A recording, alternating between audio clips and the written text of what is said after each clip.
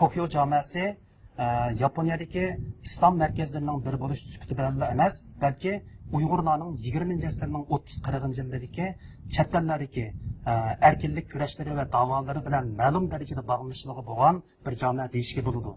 On the day of Eid, hundreds Uyghur people are coming here. Biz onların gıyabi cenaze namazlarını burada kılmaktayız. Çünkü Doğu Türkistan'da akrabaları vefat ettiği zaman burada dini görevlerini yerlerine getirmeleri için camiye gelirler. Yaponiya poytaxti Tokyodagi cho'ng jami bugungi kunda Uyg'urlarni o'z ichiga olgan Yaponiyadagi musulmonlarning eng muhim diniy va ijtimoiy faoliyat markaziga aylangan.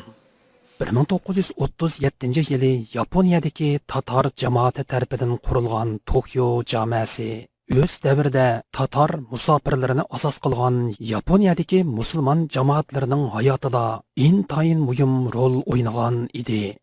1939 yili general Mahmud Muiti boshchiligida Yaponiyaga yetib borgan Sharqiy Turkiston inqilobchilaridan Muhammad Amin Islomiy 1940 yillarda Tokyo jamiyasining imomligini o'z ustiga elib, Yaponiya musulmonlarining hayotida o'chmas izlarni qoldirgan edi.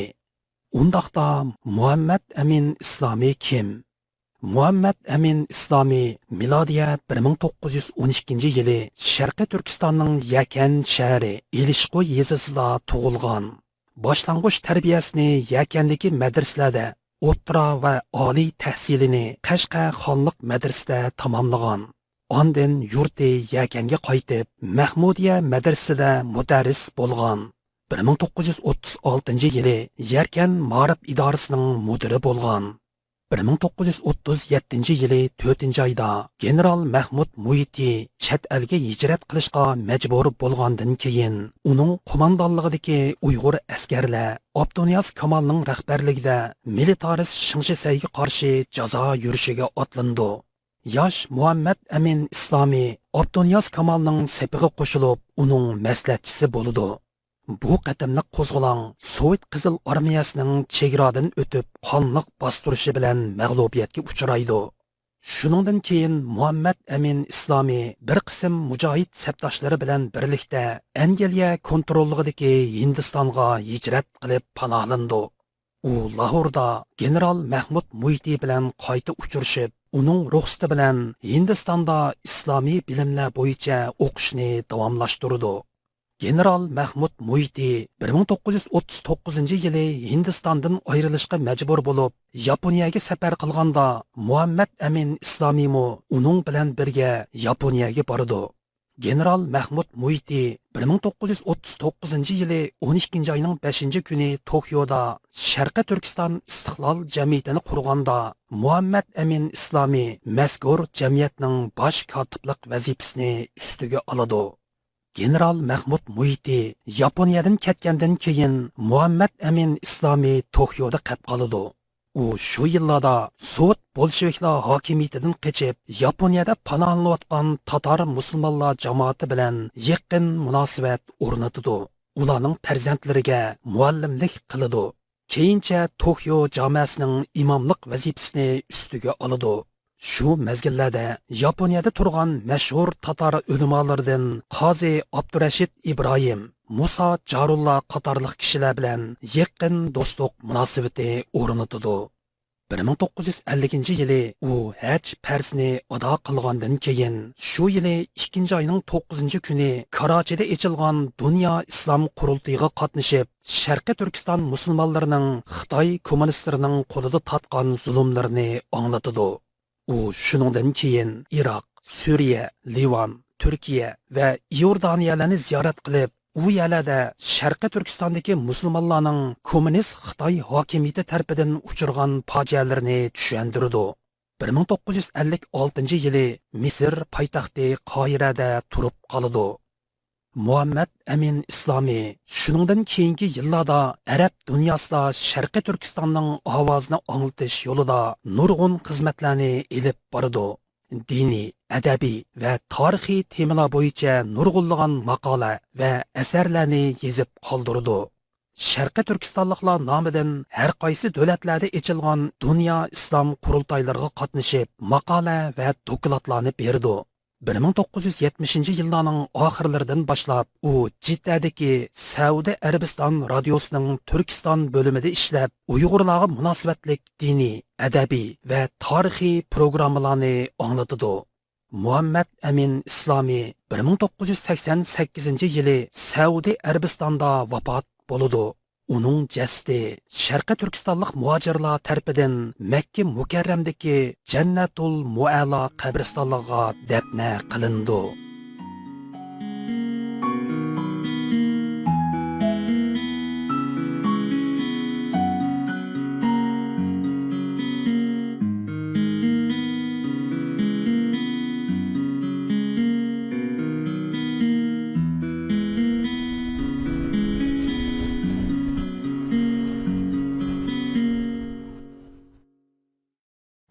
Undaqda Asad efendim, yani sözlep ötsek bu cami Uygurlarga hem 20. asırның 20. yılları bilen azıqı devrege qandaq şekilde bağımdı? Muşun azırak bir düşündürüp etken bolsunuz. Rahmat. Tokyo jamasi Tokyodagi eng cho'ng va tarixi eng uzun jamilarning biri. Tokyo jamasi Yaponiyadagi islom markazlarining biri bo'lish sifati bilan emas, balki Uyg'urlarning 20. asrning 30-40 yillardagi chet ellardagi erkinlik kurashlari va da'volari bilan ma'lum darajada bog'liqligi bo'lgan bir jami deyishga bo'ladi. Endi Tokyo jamasi 20. asrning 20. yillarida Rossiyada Bolsheviklar inqilobidan keyin bir turkum tatarlar muhojiratda bo'lib, bular Yaponiyaga qadar sig'inib kelgan. Bular Yaponiyada 20. asrning 20-30 yillari faoliyat qilish jarayonida oxiri Tokyo jamoasini 1938-yilda rasmiy ochgan. Undan keyin bu jamoa tadrijiy kengaygan. 1939-yilga kelgan vaqtda General Mahmud Muhiti vatan uchun vatanni tark etishga majbur bo'lib Hindistonga chiqqan. Bu joydan o'zining atrofidagi odamlar bilan birga Yaponiyaga kelgan. Ya'ni Yaponiyaga kelgan vaqtda 1939-yil. Mahmud Muhiti bilan birga kelgan odamlarning ichida shu vaqtdagi bir yosh diniy jihatda bilim bo'lgan Muhammad Amin Islomiy bu masjidga imomchilik qilgan. 10 yılda imametçilik qilganligini deb o'tdingiz. Endi bu odam haqida sal tafsilroq bir to'xtalgan bo'lsangiz, bu odam zade kimi qandaq kelgan bir qandaq gap qilgan azroq tanishtirdingiz. Hem bu adam Yaponiyada qolib qolganmi yoki kim ketib bo'lakada yashaganmi? O'sha haqida azroq bir tushuncha bergan bo'lsangiz.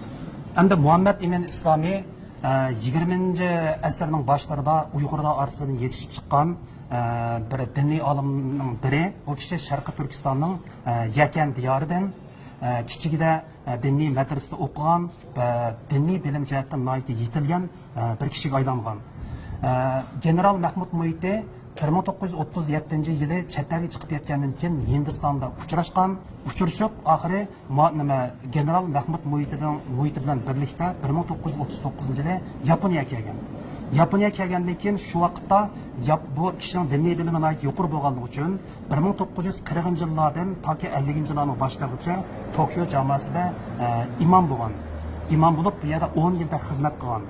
Endi 1950-yillardan keyin bu kishi Yaponiyadan ayrilib, dastlabda Misrning Qoiraga bir mezgil turgan, keyin Saudiya Arabistonning Makka, Madina qatorli joylarda davomli bu odam shu yerlarda yashagan. Shundaqla muhojiratdagi Muhammad Amin Bug'ra va Iso Yusuf Olibeklarning muhojiratdagi Sharqiy Turkiston davosida aktiv faoliyat ko'rsatuvchilarning birisi bo'lgan. Yana qoldirgan nurg'un diniy jihatdagi asarlari va undan boshqa muhojiratdagi turk Uyg'ur adabiyoti deydigan bir adabiy to'plamim bor. Bundaq kitoblarni chiqargan. Mo'l usulluk bir diniy zotkan. Shundoq. Undaqda Asad efendim. Bu cami haqida qisqacha bir tanishtirish bergan bo'lsangiz. Bu cami qandaq cami? Nim bo'lib Tokyoga silinib qolgan, qachon silingan? Rahmat. Endi bu Tokyo jamasi 20. asrning 20 yillarida Rus bolsheviklari hokimiyatni qo'lga olgandan keyin Rossiya tavasidan qochib Yaponiyaga sig'ingan Qozon tatarlariniki shu vaqtdagi yig'ilishi, ularning iqtisodiy jihatdagi nurg'un tirishchilik ko'rsatish orqali shu Tokyoda barliq kelgan. Bu masjid yoki bu jami rasmiy 1938-yili silinib ochilgan. rasmiy shaklda. Shuningdek bu jamoada Yaponiyadagi musulmonlar o'zining tog'li ibodatlarini olib borgan 1939 yili Sharqiy Turkistondan general Mahmud Muhiti boshchiligida Hindistonga, ya'ni chet elga hijrat qilgan Uyg'ur muhojirlar Hindiston orqali 39 yili Yaponiyaga kelgan. Yaponiyaga kelgandan keyin Yaponiyadagi tatar qarindoshlar bilan birlashib, o'zlarining bir qism faoliyatlarini shu Tokio jamoasida olib borgan. Demak, bu jamoa o'tgan asrning 40-50 yillarida Uyg'urlarning kurash, chet eldagi kurash hayoti, muhojirat hayotining bir qism sifatida bilindi.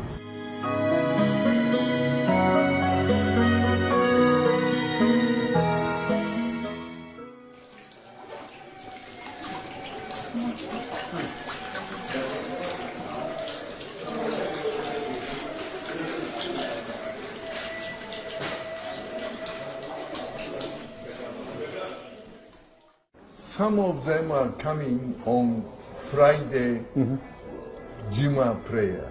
Some of them are coming. On the day of Eid, about hundreds Uyghur people are coming here.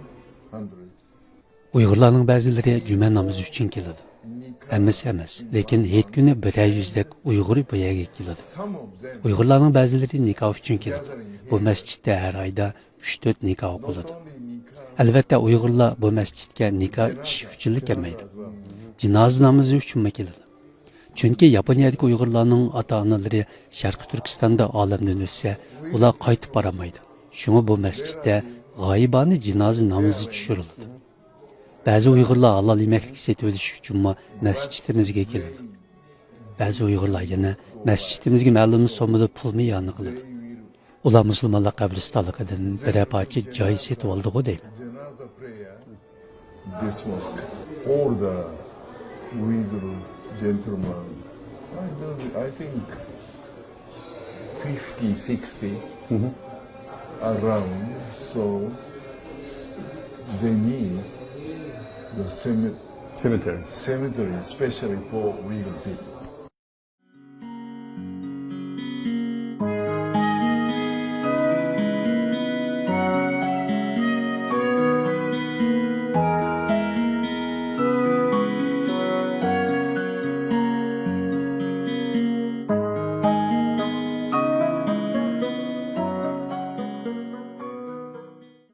Bir cami, Tatar Türklerinden, Uygur Türklerinden ve farklı milletlerden dönem dönem din görevlileri, imamlar burada görev yaptılar. Siz de biliyorsunuz ki Uygur Türk'ü, Türkistanlı Emin İslami Bey de burada belli bir dönem imamlık yaptı. Tabii şunlardan bahsedelim. Öncelikle tabii ki Kur'an-ı Kerim ve temel dini bilgiler, İslam'ı anlatan faaliyetlerin yanında işte Türk kültür dersleri, Türk yemek dersleri, pasta dersleri, el sanatları dersleri, Arapça hat dersleri, koreografi, yine bununla beraber Türkçe dersleri, bir dönem Uygurca, Uygur çocuklar için konuşma dersleri vesaire bunlar hep yapıldı ve hala yapılmakta. Tabii ki burada yaklaşık 2000 civarı Uygur Türk'ü de yaşamakta Japonya genelinde. Bunların bir kısmı da Japonya'nın Tokyo başkentinde hayatlarını sürdürmekte. Tabii ki bu kardeşlerimiz Müslüman oldukları için ibadet ihtiyaçlarını, dini öğrenme ihtiyaçlarını kısmen de olsa camimizde yerine getirmekteler. Cuma namazlarına camiye gelirler. Hafta sonları düzenlenen derslere hanımlar, çocuklar katılım sağlarlar. Yine bununla beraber ben 2019 yılında buraya geldim. Yaklaşık 4 yıl kendileriyle 4 ayrı sınıfta Kur'an-ı Kerim ve temel din bilgi dersleri yaptık. Uygur büyük abilerimiz, gençler bu derslere katılım sağladılar. Ve muhtelif dönemlerde, dönem dönem hala camiyi ziyaret ederler. Burada bayramlarda olsun ve başka zamanlarda programlarını yaparlar. Cenazeleri olduğu zaman biz onların gıyabi cenaze namazlarını burada kılmaktayız. Çünkü Doğu Türkistan'da akrabaları vefat ettiği zaman burada dini görevlerini yerlerine getirmeleri için camiye gelirler. Bizden gıyabi cenaze namazı ve dua talep ederler. Biz de onların cenaze namazı taleplerini ve dua ihtiyaçlarını bu bağlamda yerine getirerek kendilerine destek olmaya çalışıyoruz. Sağ olsunlar hem bizi seviyorlar hem biz onları seviyoruz. Bu bağlamda da camimize sık sık ziyaret edip burada hal hatır gideriyoruz.